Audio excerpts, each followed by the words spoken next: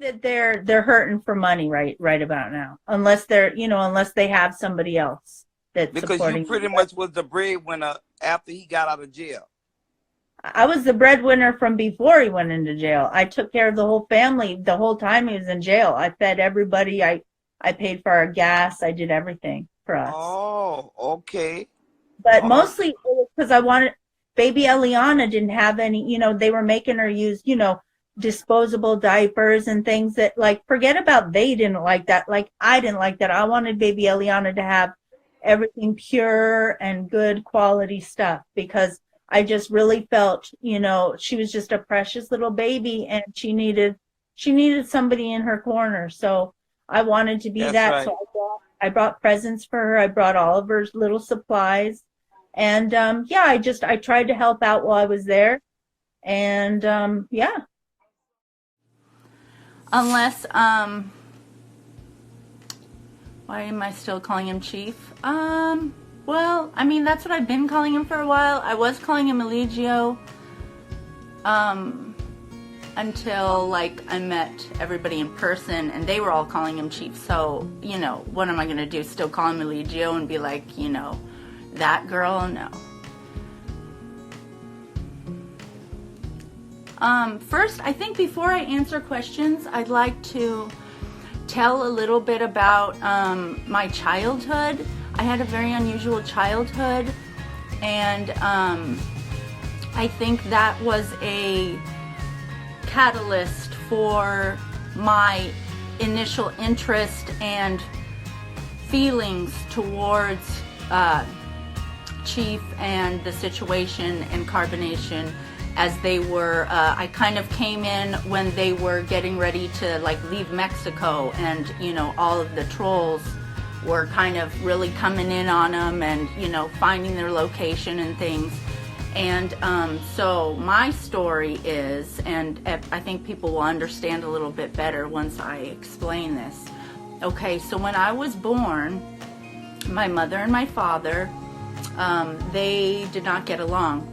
And I guess, they separated and whatnot, like right before I was born, I think. So my mother, and this was like back in 1980, so it was a while ago. So my mother, had me, and then my birth father, he didn't agree with, my birth father is Native American, well, mostly, and, very much into the natural lifestyle, purity, just collecting from the earth what you need, not harming animals, saving the planet. He was all into that kind of stuff and natural living. So when my mother had me, he somehow thought that she was going to be an unfit parent. And so he fought for custody, and he lost, as was customary back then, because, the women would typically get the baby, unless there was some, other, intense reason, I suppose. So he fought for custody and he lost, and my mom got full custody, but he got visitation, I don't know, once a week or once every other week. I'm not sure what the rule was. And so the very first visitation he got with me, when I was like just a newborn, right? He just took me and we went into the woods. So this was going to be in like Michigan, okay, where my tribe was, the Sioux. So Chippewa is what the white man called us. But so, we were in northern Michigan by the Great Lakes and stuff. And so we went into hiding. We had fake aliases, and we traveled all through the wilderness, all up into Canada, and through Canada in the the Northwest, and then into Alaska. And so we would hide along the way, and people would help us and hide us. And meanwhile, the federal, marshals or whatever were looking for us because my mom, had sent people, to, she filed for, kidnapping charges. And so, but my father, he was real, he was real into not letting, me be, tainted by, the system, the government, the white man, schools, the military, anybody. He was very much against that whole Babylon system, you might say. And so he always instilled that into me, that, you know, nature and natural living was the place that you should be, and that you should live your lifestyle. So when I was 5 years old, the federal marshals, they did come. They found us. My dad was working on some sort of, I don't know, a houseboat or something, or a fishing boat. So so they came with like machine guns and, you know, threw him on the ground and had their guns to his head, and they told me, like, don't worry, little girl, we're going to take you back and give you to your mother. So I was terrified, and they put me, you know, so I never saw my dad again. And so these, you know, these horrible, evil Babylon monsters with guns had taken me away from my daddy, and brought me. They shipped me from like orphanage to, you know, home, from like state homes, like child protective homes, all the way to the East Coast, where I was reunited with my mother. But I don't know about that. I don't know why exactly she wanted me back, because she never really spent much time with me or bonded with me after that point and growing up. And I had a really traumatizing childhood. Like, I was nonverbal, so from age 5, when I was returned to my mother, I didn't speak, and I was nonverbal. So they brought me like to this institution, and it was just like scientists in lab coats, and they would like show me pictures of things, and I was supposed to guess what there were behind the card. And we would just do that day after day after day. And I think now it was like, those were like MK Ultra guys. I don't know. They were like trying to get me to like see something like behind the wall. And I don't know. So eventually at age 7, I did start talking again. And that's when they put me into regular school. But I was always different, and I never really fit in. I was always trying to like go outside and run away into the forest and hide and things, and I never appreciated school.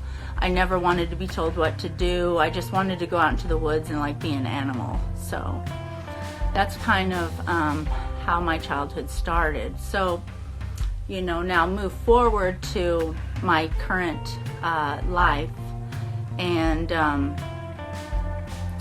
yeah, you know, I'm in the position now where, you know, I wasn't when I was younger, but I'm in the position where I have bought and sold real estate and invested in things like that. But, you know, it was always just as, you know, a means to, you know, continue living, you know, a nice lifestyle and things. I inherited some money when I was younger. And so I've just been kind of living off of that. I don't believe in working per se. I mean, I have nothing against the people who work, but if you don't have to, and you know, you can try to follow your dream, then why not? That's what I say. So anyway, so here enters, you know, this story. All right, so we there was a point where they were going to release Chief from the political prison, but he needed a plane ticket like before, you know, the end of the business day, and then they would let him out.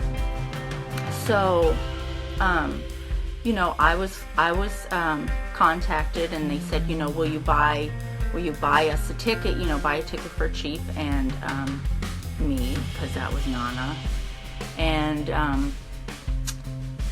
to go to the States, because he was getting deported. He just needed to go to the States. So they had, you know, they had a certain place they needed to go to meet with the lawyers and things here stateside. And so, yeah, so they met me. They met me in San Francisco, and we met with the lawyer. And then we stayed a couple of days, and then we headed down south. And so there was a couple stops we had to make to get to where we were going. And in the airport, when we were all together in the airport, and Chief wasn't feeling well because he had like a bad ulcer in his stomach, and He was just like laying on the floor, like moaning in pain. Like he was really not feeling well. And I was just like in a good mood. I was happy that like they were safe and, you know, together. I was happy that I was like helping them. And I was showing him a picture of one of my friends, like, oh look, this is my friend, I want her to come visit us, you know, one day. And like, oh my gosh, the mood just turned, and like Nana was like, oh. And he was like, oh, are you gonna bring her as a wife? And I was like, ooh, like I wasn't even thinking about that. I was just like happy, I was in a good mood, I was just looking, I was showing him my friend.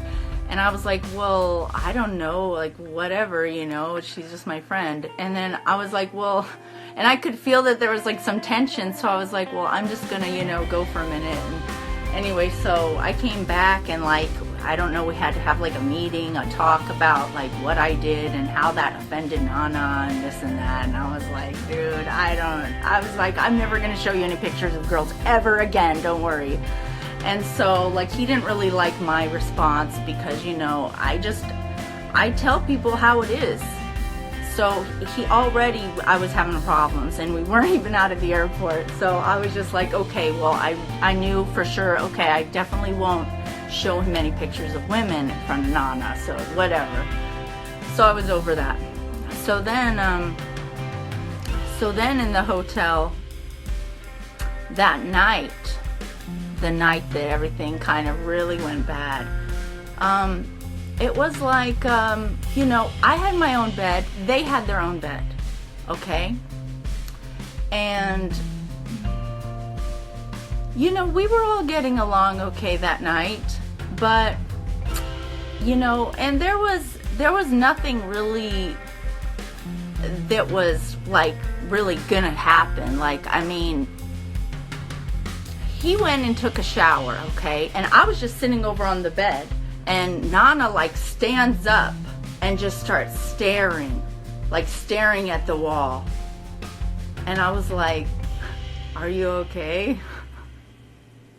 And she's like, she just kept staring straight ahead. And I was like, what the fuck?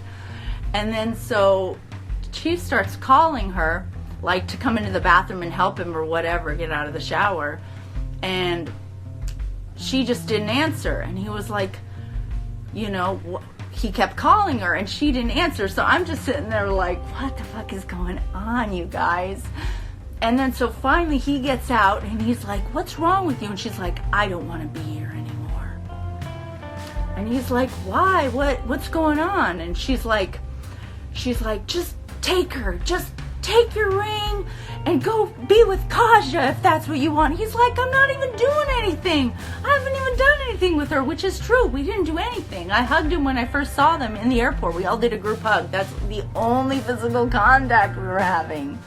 It was so ridiculous. Like, I mean, even if there was like a little flirtation in the air or something, like there was nothing that we had actually done. There was nothing. It was just all energy, and it was mostly all in her head. But anyway, so he started talking to her, and she was like getting her backpack on and packing up everything. She takes the baby. Finally, she's like, I don't want to be here. Fuck you. And so she opens the hotel door, which, yeah, I had paid for that hotel room. That's my hotel room. My name is on it. I'm responsible for it, right? So she goes out, you know, whipping the baby around, you know how she does in her arm, because she's not going to let that baby go. She goes out into the hallway, you know, the door shuts behind, and I can hear because the elevators are right there out the door.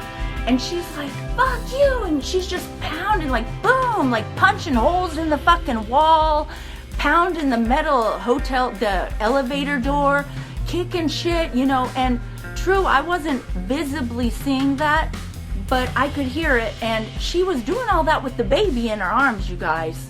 So number one, that's not right there, okay? So I was already pissed off, but you know, I was just sitting there, I was seeing how it played out, you know. I mean, I was hoping that like the hotel people didn't call the police. I didn't know what was gonna happen, but I was pissed off. Because, you know, you don't do things like that. You don't disrespect people like that in their room. Yes, it was my room, okay?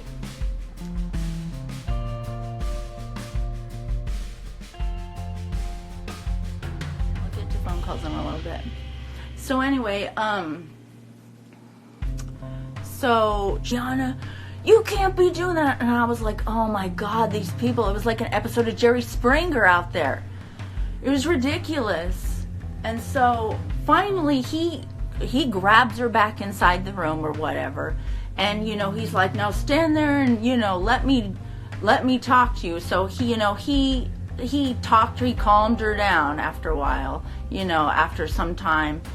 And I'm just sitting there like, I'm pissed off. So I just wanted to see, I was like, is he going to throw her out? Like, what is he going to do? Like, but no, I mean, that was never what he was going to do. But I was, I was just watching, seeing how it played out.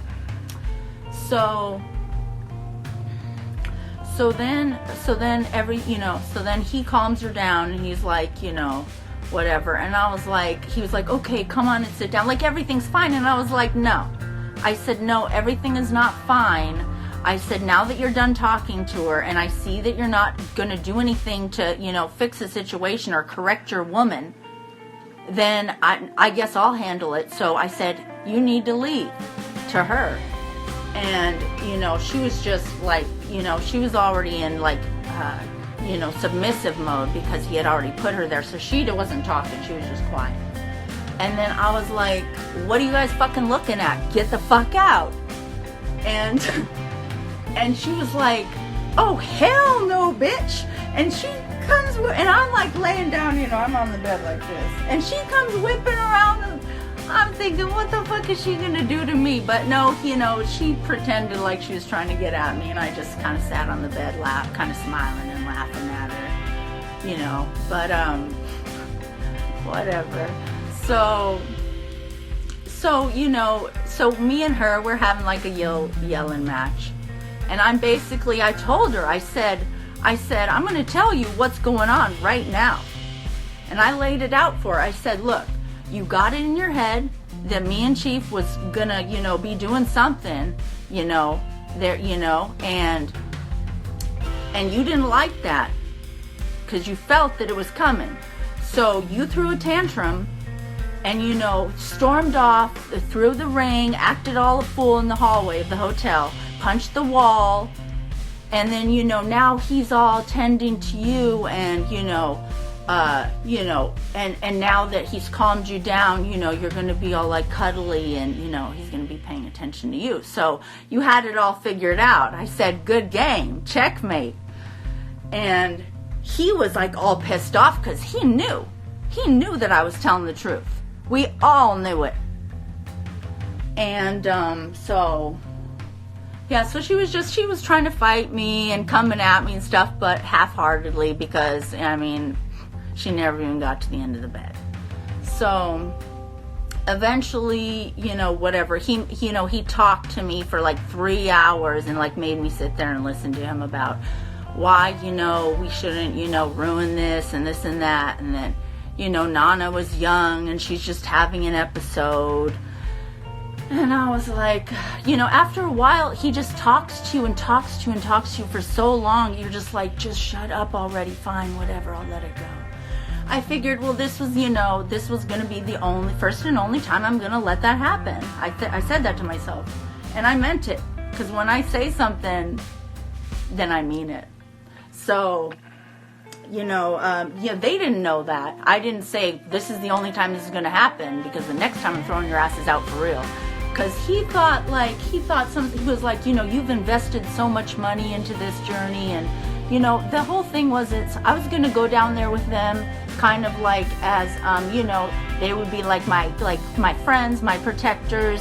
I was going to go down there and scope out some land, and find maybe a good investment, a little chunk of real estate that would be mine, but I would let them stay on while I came back here and tended to my business. I'd see, okay, let's see what they can do with the place. Let's see if they can really do this living in nature and make it beneficial to all of us. I didn't see anything wrong with that. That was my intention. And I always made that clear to them, is that I wanted some partners to go down there, people that basically, I could go down there, I could feel safe around, and, that knew already about living in nature, so they would kind of, we would be beneficial to each other. It would be a good partnership, I thought. So that was why we were all together. And So, you know, I just wanted to let it go for the night, so I did. We went out, we walked around the town for a little bit. It was really late, so we came back to the room. And then, so, you know, it was really late. I was trying to go to sleep, and, you know, I assumed they were going to go to sleep.